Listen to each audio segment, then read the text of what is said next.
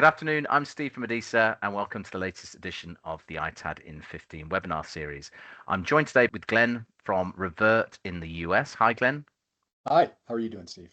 Very well, thank you. No worries. So, Glenn, we've known each other many, many years now, actually, over 10 years. For those who don't know you and don't know Revert, can you just give a bit of context about yourself and the organization you represent?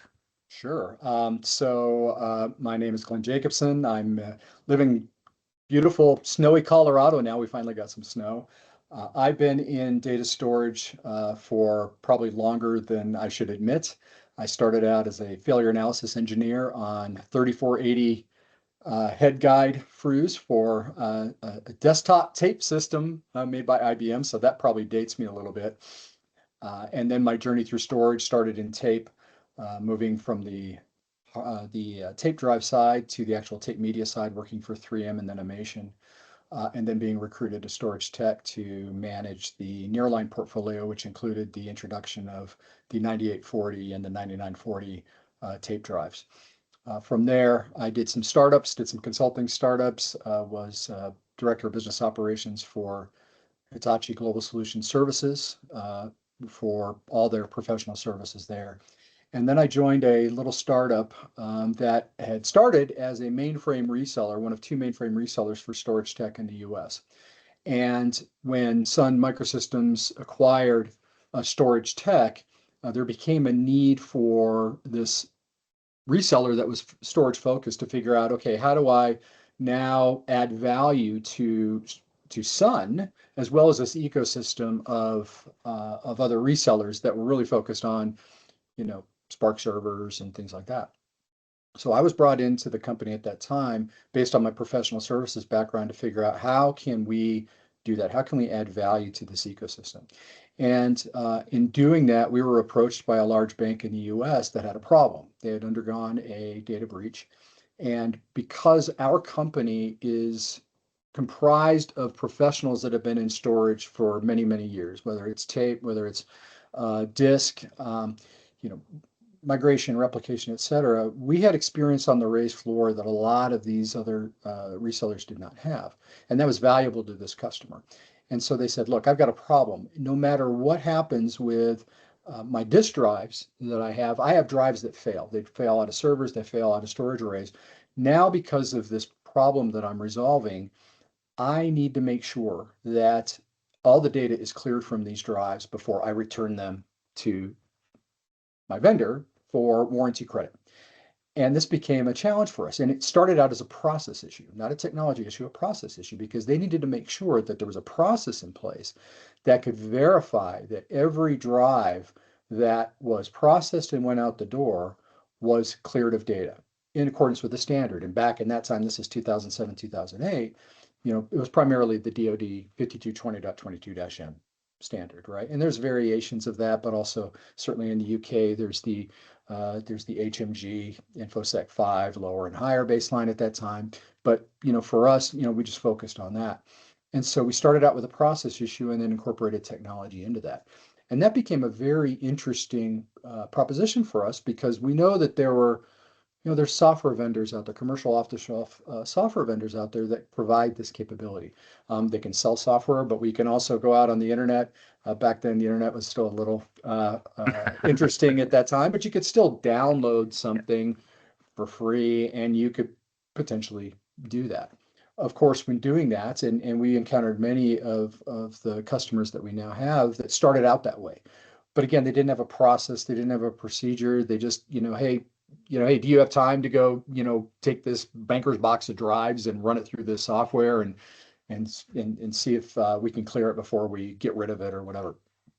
But that became a very interesting business for us. And we actually started out rather large and doing a lot of different storage services, but we found that there was this niche spot to be a subject matter expert and a service provider that could go on site and deliver this service.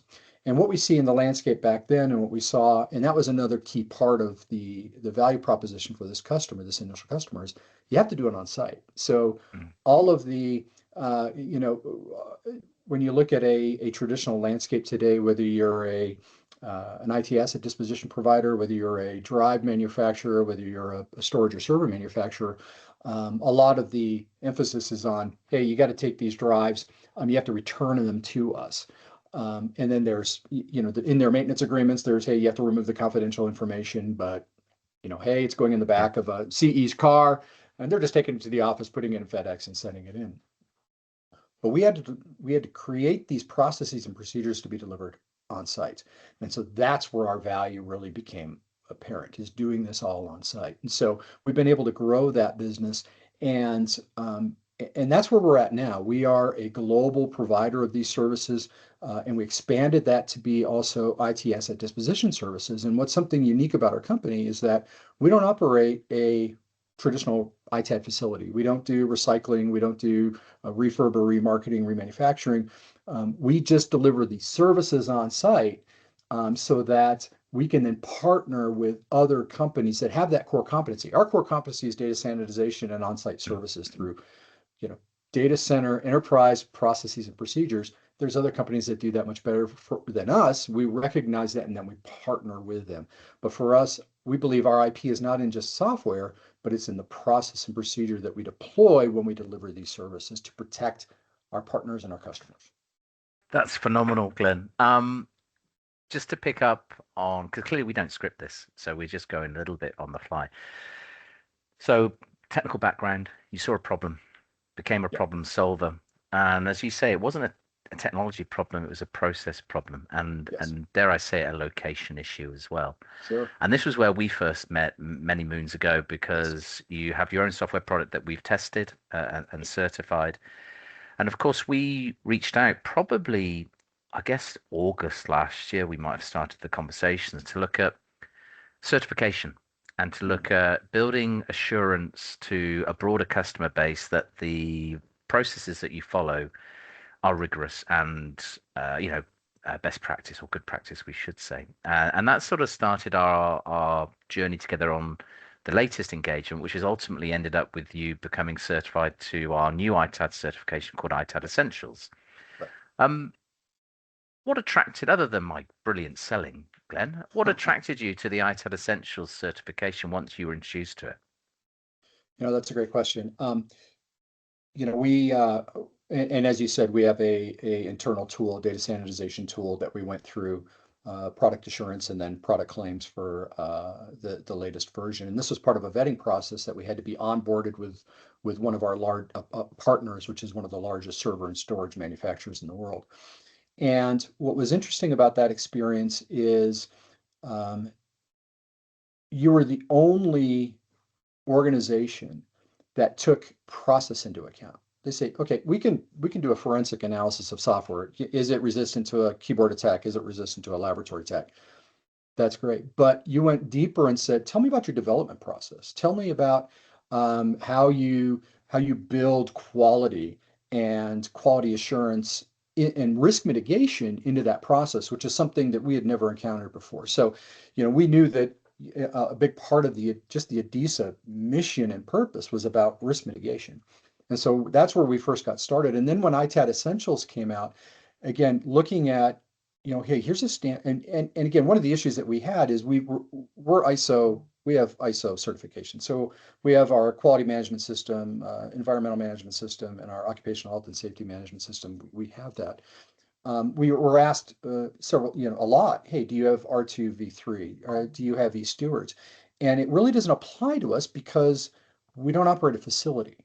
So what really attracted us to ITAD Essentials was, hey, you have 5 areas with 21 specific risk factors that we're going to measure that are really more aligned with process. And then you have the Ellison test, which is really an evaluation of the software and not just the forensic results, but the process around how you configure the tool, how you deploy the tool, how you analyze results, that made this just a no-brainer for us. And again, for us, we weren't really looking at it. And this is another thing that we really like about working with ADISA is, yeah, there might be some market value to this, and it might be a selling point. But for us, what we really needed was this third-party objective assurance that, hey, your process works. You have procedures that are designed to ensure you completely mitigate the risks that are associated with the services you provide. The other part of that is there was two elements to the certification. One, hey, we go to your facility, you being Adisa, we go to your facility and we analyze your facility because that's where you do, that's where, kind of the sausage is made, right? That's where you Yeah. create your platforms, you create your software, but that's where your processes and procedures are made. And so how do you build that into your process, which you then have to deploy to the site? So our first iteration was at our facility in Louisville, but then we actually went with the auditor to a customer facility so they could see firsthand, do you really take the processes and procedures that you develop in-house and do you really actually deploy them at a customer site from beginning? How do you, for example, physical access? How do you ensure physical access is restricted at a customer site? Yeah. So we audit that. How do we ensure that you are able to segregate assets that from those that are to be processed to those that are processed to those that have failed? How do you sort data bearing assets versus non-bearing assets? So that level of detail, that level of scrutiny for us, we really want, and this also goes to our software, we want to make sure that any product or service we put out there really does. I mean, it's all about our integrity and our credibility, right? Yeah. So we need to be absolutely positive. Our employees have to be positive that when they go out, hey, I'm employing a tool that's going to work. I'm employing a process that's going to work, and we're going to completely mitigate the risk of a data breach for our customers as well as our partners, because we primarily sell through partners. So we have two key customers that we have to satisfy. Yeah. So that was really what we really augured in on and said, hey, this is the solution for us um, to do this. I think I'm going to just draw a couple of your points there. Thank you, Glenn, by the way, as well for the comments. When we launched ITAD Essentials, we've got two ITAD certifications. We have our standard 8, which is GDPR, of course, so it's aligned to law. But Yeah. what we saw that there was a gap. So ITAD transactions, traditional ITAD transactions, asset recovery, to a facility. There's high risk. There's lots of moving parts. There's lots of different components, different companies involved in it, and there's high risk within this. And so ITAD Essentials was written as a risk-based certification that's flexible. There's different market maturities, of course. So we've got clients in Japan, another one going Yeah. through it in a couple of months, and the market's different there. And there are some nuances and Mhm. with certifications, if they're going to be audited appropriately, you need a certification that itself has some flexibility. So Yeah. the audit process is really rigorous and really robust so that the outcome is consistent. And that's why we wrote Essentials. You threw a curveball into that very early on where you said, Steve, I like what you're doing. Can you come and prove or certify an on-site service? And of course, I'd always like a challenge, particularly with a Yeah. friendly client like yourself.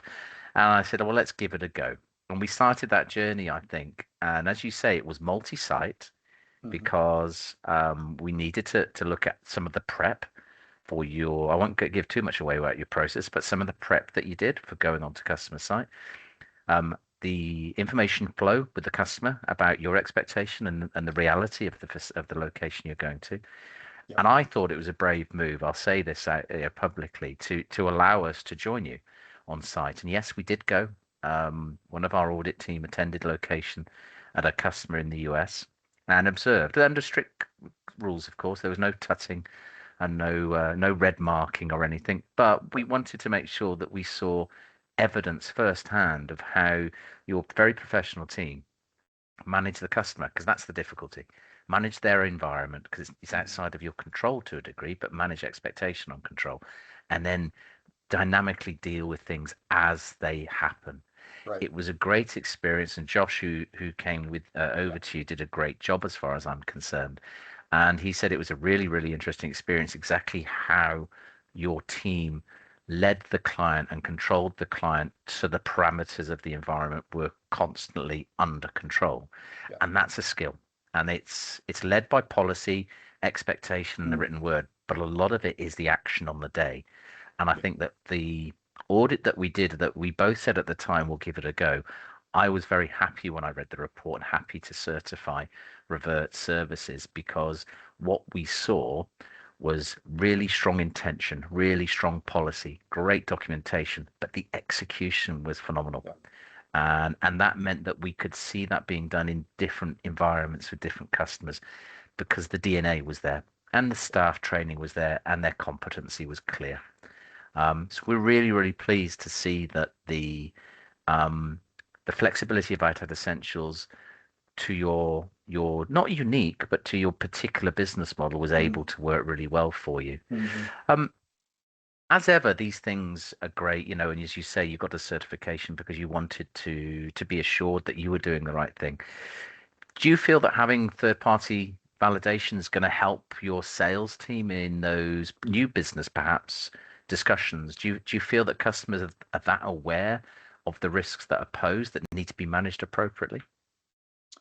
Um, I don't. I don't think they are. And I think that this has given us a platform where we can, in an objective way, I mean, because for us, I mean, we don't want to make it a sales pitch, right? But we can say, hey, is it by going through this certification, um, we've identified that again, there's these 5 areas that you as a customer need to be aware of, and also these 21 specific risk factors that, hey, these are real. And these are the things that we are certified against. And that's one thing for us, but it gives us a platform to have that discussion with the customer to say, hey, have you thought about this? Have you thought about that? And so that's been very valuable for us. I think, like anything, I had a call just before this with a gentleman in the Netherlands, and we talked about what's needed in the ITAD sector. And I still think it's education, education, education. Yeah, agreed. I think that those in the sector who live and breathe risk management do it almost naturally. Yeah. But there are many, many, many customers who are, it's not ignorance is a too strong a word. They're just not aware Right. of risk in this process. And that means that companies get away by presenting assurances which aren't really Hmm. fit for purpose, and therefore risk still permeates the process. Yeah. And so it is about working together, I think. Certification with yourselves, congratulations. You're the first in the US and the Yes. first Thank you. worldwide with an on site service. So congratulations and kudos, very well earned. But I do think it's the beginning of the journey, and I think hopefully Yes.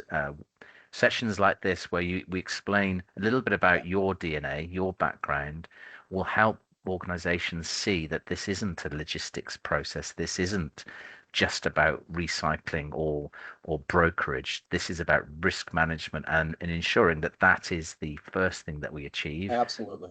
before the benefit of the residual resell or the Yes. recycling and the appropriate recycling process. Yeah. So Glenn, thank you so much for joining me today. You're welcome. Thank you. And thank you so much for your insight into your background as well. Really appreciate it. And on a Friday afternoon, I wish you very well, sir. See you soon. Thank you. Take care.